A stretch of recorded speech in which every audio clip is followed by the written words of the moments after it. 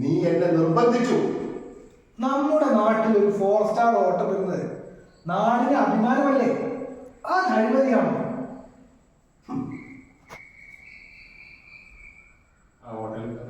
ആ ഹോട്ടൽ നിൽക്കുന്ന സ്ഥലം ഏതാണെന്ന് നിനക്കറിയാമോ?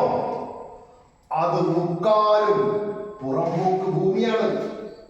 പൊതുജനങ്ങളുടെ സ്വത്ത് കള്ളപ്രമാണങ്ങൾ ഉണ്ടാക്കി ആ കാട്ടുകള്ളൻ തങ്കച്ചൻ അതെല്ലാം സ്വന്തമാക്കി. അവിടെയാണ് അവൻ 4 സ്റ്റാർ ഹോട്ടൽ പണിയുന്നത്. അറിയുമോ? അതിന് നീയും നിന്റെ പാർട്ടിക്കാരും എല്ലാവിധ ഒത്താശയും ചെയ്തു കൊടുത്തു. സർക്കാർ ഭൂമി പൊതുജനങ്ങൾക്കുള്ളതല്ലേ? അങ്ങനെ നോക്കുമ്പോ നമ്മുടെ പാവപ്പെട്ട തങ്കച്ചൻ മുതലാളി പൊതുജനത്തിൽ പെടുമല്ലോ അച്ഛാ.